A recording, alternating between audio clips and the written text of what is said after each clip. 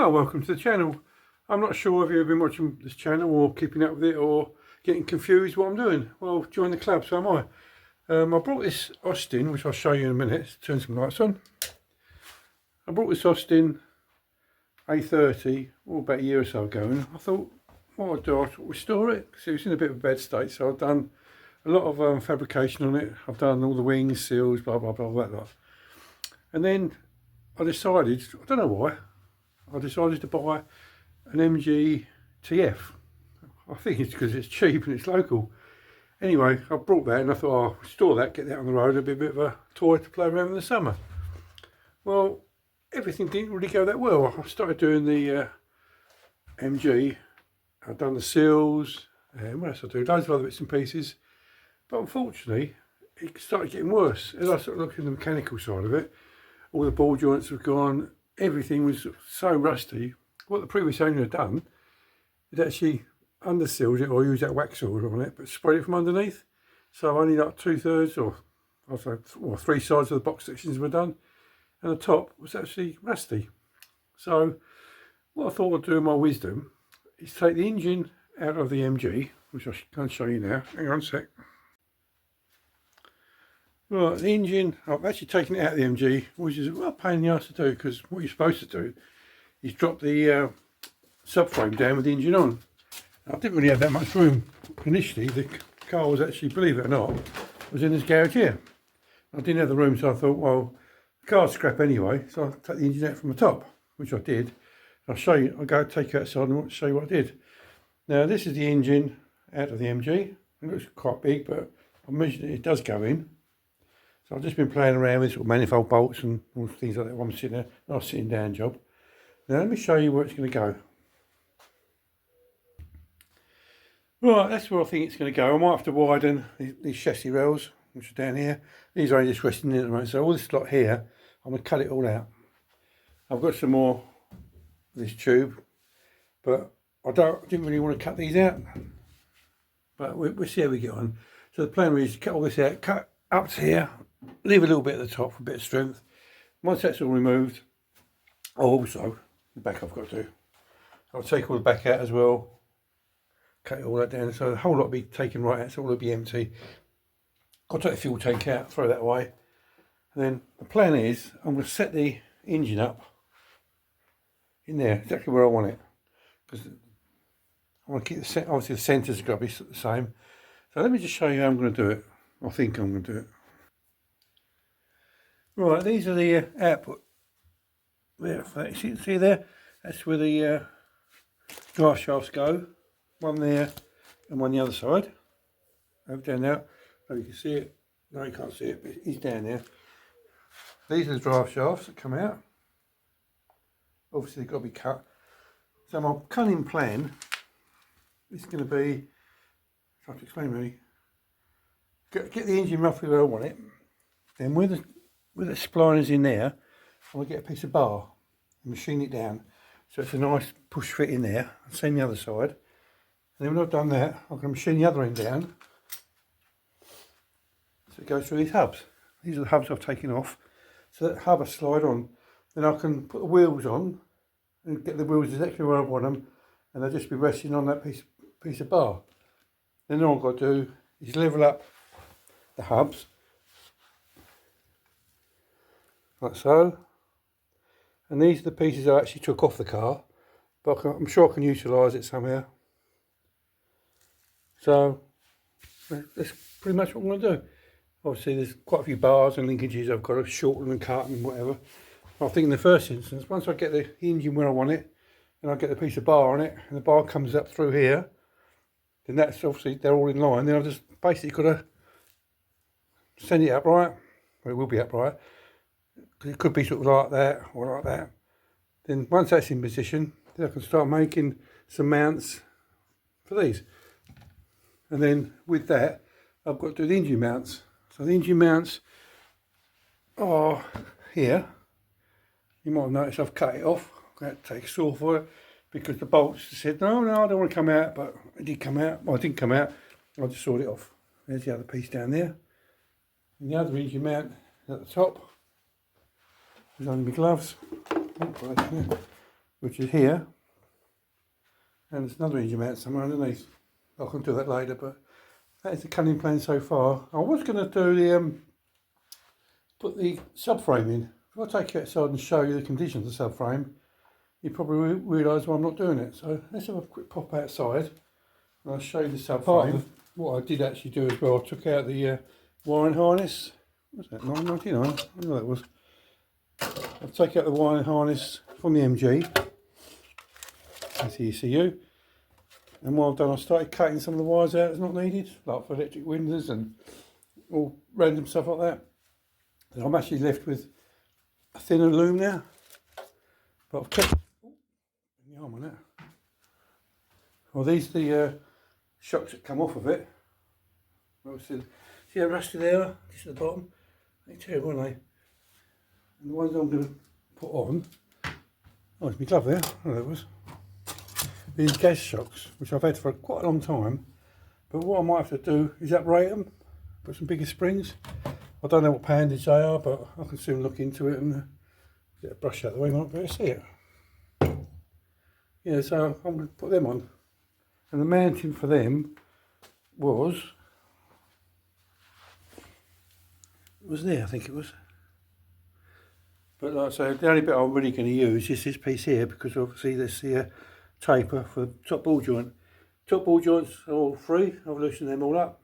You see, I've had to cut the top off just to get them out, but they're all nice and free. The bearings in the hubs, I think they're fine.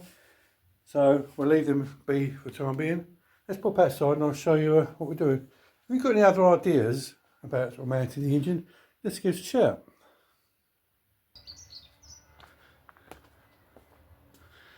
Well, this is the MG that I've been cutting about. Here's the subframe I took out the other day. You see how rusty it is, look. I couldn't, it's that bolt there. I couldn't get it out, so I had to cut all this out. I know that you have to go up through the bottom there. Well, that's in actual fact, this is actually snapped anyway. So a bit, the other one I had to do, take it all out. But you see, there's a bolt, you have to put a socket in there to get that out. And that's that trailing arm there. I had to actually cut it to get it out. But this is the bottom. You can see where they've actually sprayed it all, wax all. Then you come to the top, completely rusty in it. So the plan now is not to put this in. I'm going to throw that away with the scrap man. Let's see how we get on. You see in the shock towers, rusty in there. See where they sprayed it, like sprayed underneath. That's where the shock absorbers were. I've got to make a new one of these because the other one will be different. Going for subject a little bit. This is sort of condition the car is in. That's why I had to drill a stud out there, a stud for the lock and wheel nut because I didn't have the right tool. But you can see how rotten it is, even the front one's all rotten. Anyway, let's go back in the garage.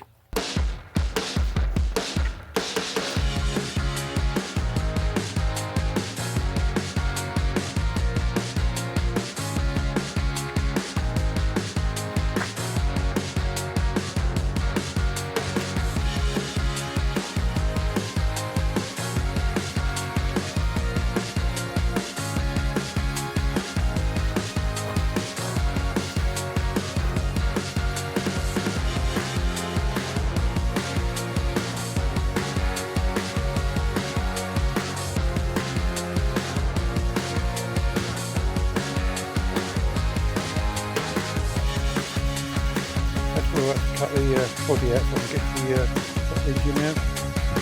I've done this on the other side. Oh, back inside again, back to the Austin. I want to keep the outside looking as stock as possible. I've taken the engine out. I don't know if you noticed it, it's actually in the MG and the driver's seat at the moment. I wanted to keep all this in there, but I don't think I will because I think I'm going to have to put the fuel tank in there. Make it look like a long fuel tank. And down in the front here, I'm going to put a radiator down in here, put a radiator. It's exactly the same as what the MG is. And then I'm going to have to cut the coolant pipes underneath. So that's the way that is. So I've done a lot of work on this Austin so far. So this side's bodywork is all done. no filler on it at the moment. Well, there's a little tiny bit, but I'm still playing around with it at the moment. You know, I've done little patches like this, and on the wing itself, the swage lines didn't line up because apparently these Austins are fitted with different types of wings. And I had to cut a big slot along there, and it all dropped down. Because that's about 1/4 of an inch out. It all dropped down nicely, so you can see all the rust I've cut out. So I think it's going to look a nice little car, a mid-engine A30. Yeah, so next thing really is to get his car jacks up in the air, get the fuel tank out, and get the grinder and start cutting things out. I've still got to finish off a little job there, which I'm doing with the seal. It's a little bit of plate on the floors now is for. Probably make another little video of that. But you can see the amount of work I've done in the Austin so far, just cutting lines and making them fit. Well, let's go on the other go. I just want to show you the other engine that I was going to put in it. I'm not now. Oh, the other thing I forgot to mention, these are the seats that are at the MG. I'm going to put them in the Austin. No, they won't match very well, but they'll be really comfortable. So those leather seats are going in the Austin. And the engine that I was going to put in, that's going to fall, is under here.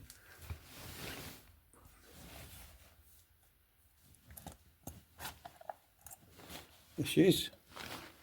It's all sort of done up, ready to go, but I'm probably going to sell that now. So if anybody needs it's a 10, is it 68? Something like that. So that come out of a Morris, but I've changed it so it has an Austin top on it. So that's going in there, and also I've got under here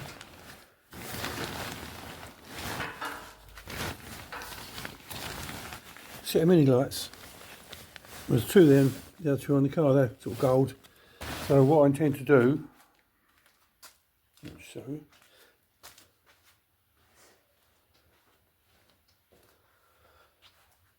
I'm going to try use these wheels. They come off the MG because they look very similar to a mini light anyway, and they've actually got new tyres on. I've got a set of 5. There's 2 there, each one on the bench somewhere. So that's a cunning plan so far. What do you reckon? Well, I'm not sure what you thought of that video or the plan or my cunning plan that I'm going to do. Can only go one or two ways. It's either going to fit or it's not. But I'm going to enjoy doing it anyway. If you've got any other thoughts about how to set the engine up, let's hear them. I was going to fit the subframe, but it's so rotten and it's so heavy. I don't want to put any more weight into the car. So I'm just going to cut all the Austin apart as much as I can at the back, set the engine up, and like I said, I'm going to try and set it up with the 2 lengths of bar going in, one going in the output drive or the gearbox into the hub, and same the other side, and put the wheels on and just play around. It'll take a long time to mess about with them, but I'm sure it'll be okay. So if you've got any other ideas, let us know. Anyway, thanks so much for watching, and please subscribe if you can. It does make a great deal of difference to the channel. I know I didn't start off the channel sort of well wanting subscribers, but the more you do, the more sort of you want, and you know, it's nice to be appreciated what you're doing. And I'm not actually wasting my time, because sometimes, I don't know if you realise, but when you're actually making a video, it takes probably about twice as long to do the job, because I'm by myself. I have to keep moving the camera around and do different things like that and try and make it more interesting. Well, I hope you enjoyed the video again. See you again shortly. Bye now.